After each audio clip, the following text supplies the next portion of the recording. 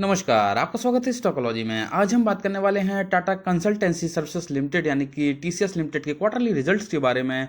तो सबसे पहले आपको बता दें, कंपनी ने अपने शेयर होल्डर्स को डिविडेंड प्रदान किया है 8 रुपये प्रति शेयर का। तो जिनके पास भी शेयर है उनको प्रति शेयर के हिसाब से 8 रुपये का डिविडेंड मिलेगा। जिन्होंने भी चैनल को सब्सक्राइब नहीं किया, प्लीज सब्सक्राइब कर दें, बेल आइकन पर क्लिक कर दें, वीडियो को लाइक करें, शेयर करें। तो अब हम देख लेते हैं रिजल्ट्स को। आपके सामने रिजल्ट है कंसोलिडेटेड और आंकड़े दिए गए हैं करोड़ में। बात करेंगे रिजल्ट के फॉर्मेट की, तो सबसे लास्ट में जो कॉलम दिया गया है वो जून 21 क्वार्टर के रिजल्ट हैं। सेकंड नंबर पे जो कॉलम दिया गया है वो मार्च 22 क्वार्टर के रिजल्ट हैं। और जो आंकड़े आपको सबसे पहले दिखाई दे रहे हैं वो है जून 22 क्वार्टर के रिजल्ट। तो यहाँ पर अब हम देखेंगे टोटल इनकम को। जून 21 क्वार्टर में कंपनी की इनकम थी 46,132 करोड़ की, जो कि मार्च 22 क्वार्टर में हुई 51,572 करोड़। और जून 22 क्वार्टर में ये टोटल इनकम हुई 53,547 करोड़।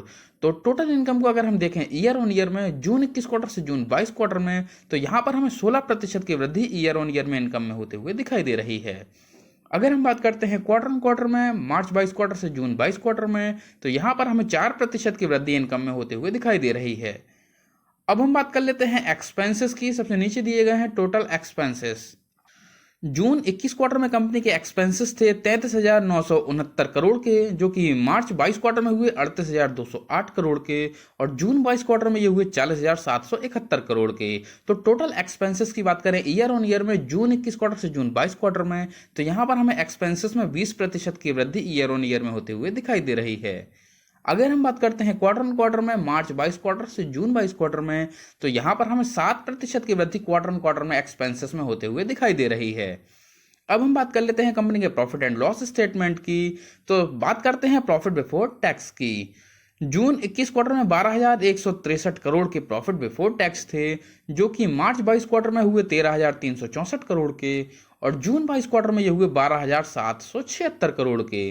तो यदि हम प्रॉफिट बिफोर टैक्स की बात करें ईयर ऑन ईयर में, जून 21 क्वार्टर से जून 22 क्वार्टर में, तो यहाँ पर हमें 5% की वृद्धि प्रॉफिट में होते हुए दिखाई दे रही है ईयर ऑन ईयर में।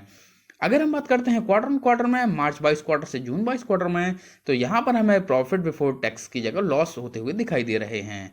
अब हम बात कर लेते हैं कंपनी के नेट प्रॉफिट की, यानी कि प्रॉफिट फॉर द पीरियड की। तो जून 21 क्वार्टर में 9,031 करोड़ के नेट प्रॉफिट थे, जो कि मार्च 22 क्वार्टर में 9,959 करोड़ के हो गए, और जून 22 क्वार्टर में ये 9,519 करोड़ के हुए।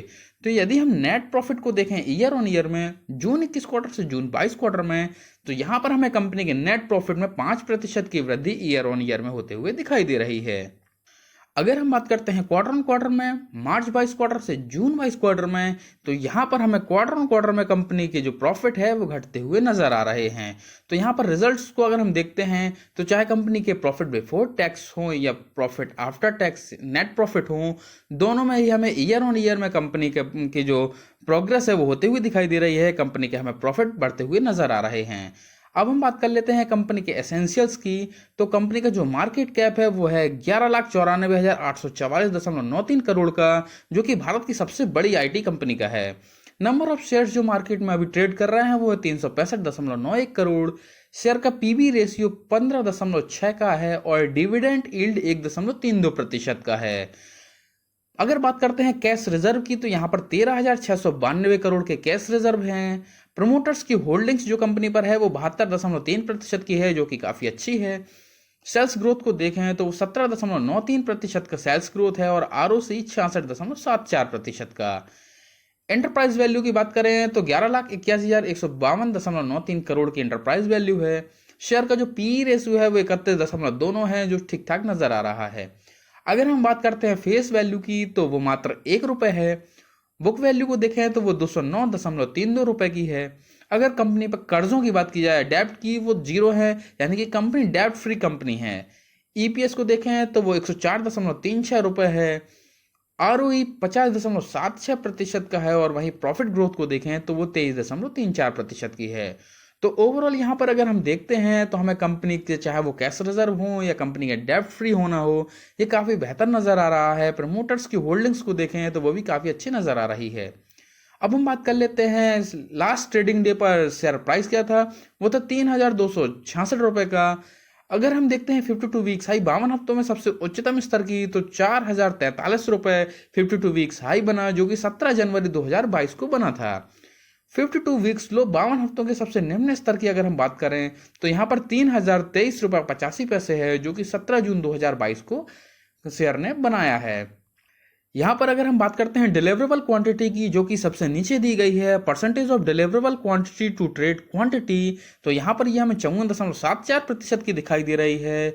जो लास्ट ट्रेडिंग डे था फ्राइडे का, उसमें 54% की डिलीवरी उठाई गई है शेयर होल्डर्स के द्वारा, जो कि काफ़ी बेहतर नज़र आ रही है। तो कंपनी के एसेंशियल्स को देखें या कंपनी के बाकी पैरामीटर्स को देखें तो हमें इसमें काफ़ी बेहतर नज़र आ रही है कंपनी। अब हम बात कर लेते हैं कंपनी के कुछ फाइनेंशियल ट्रेंड्स की। तो बात करते हैं पिछले 4 वर्षों की परफॉर्मेंस की। कंपनी का जो रेवेन्यू था 2019 में वो था 1.51 लाख करोड़ का, जो कि 2020 में बढ़कर हो गया 1.62 लाख करोड़। 2021 में इसमें वृद्धि हुई और ये 1.67 लाख करोड़ का हुआ। वहीं 2022 में ये 1.96 लाख करोड़ का हो गया। अब हम यहाँ पर देखते हैं कंपनी के प्रॉफिट्स को। तो 2019 में कंपनी के प्रॉफिट थे 0.31 लाख करोड़ के, जो कि 2020 में बढ़कर हो गए 0.32 लाख करोड़। 2021 की बात करें तो यहाँ पर 0.32 लाख करोड़ के प्रॉफिट हैं, जो कि 2020 की तरह ही दिखाई दे रहे हैं। 2022 की बात करें तो यहाँ पर हमें प्रॉफिट में वृद्धि होते हुए दिखाई दे रही है और ये 0.38 करोड़ लाख करोड़ के हो रहे हैं।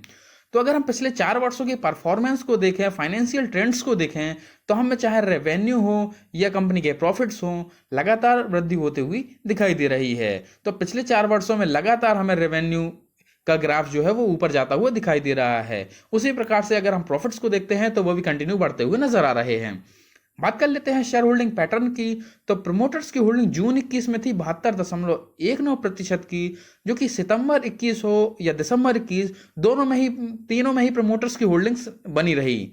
अगर मार्च 22 की बात करें तो यहाँ पर हमें प्रमोटर्स की होल्डिंग्स में कुछ वृद्धि होती हुई दिखाई दे रही है और ये 72.30% हुए हैं।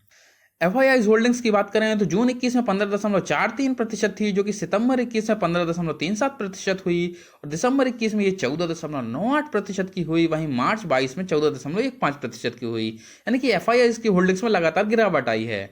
डीआईआई की होल्डिंग 7.97% थी, जो कि घटकर 7.89 हुई, फिर 7.93 हुई, फिर 7.81 हुई। तो यहाँ पर डीआईआई की होल्डिंग्स भी घटी है। गवर्नमेंट होल्डिंग देखें तो 0.04% थी, जो कि चारों क्वार्टर में स्थिर बनी हुई है। वहीं पब्लिक होल्डिंग को देखें तो 4.38%, फिर 4.51%, फिर दिसंबर 21 में 4.86% और मार्च 22 में ये 5.70%। तो यहाँ पर अगर हम पब्लिक होल्डिंग्स को देखते हैं तो हमें पब्लिक होल्डिंग लगातार बढ़ती हुई नजर आ रही है। तो अगर हम शेयर होल्डिंग पैटर्न की बात करें तो हमें पैटर्न काफ़ी बेहतर नज़र आ रहा है, जहां एक तरफ प्रमोटर्स की होल्डिंग्स में वृद्धि हो रही है, वहीं पब्लिक की होल्डिंग में भी वृद्धि हो रही है, जबकि एफआईआई की होल्डिंग्स में मामूली सी गिरावट हमें दिखाई दे रही है। तो यहाँ पर रिजल्ट्स को देखें तो काफ़ी शानदार हैं, फंडामेंटल्स काफ़ी बेहतर हैं। धन्यवाद।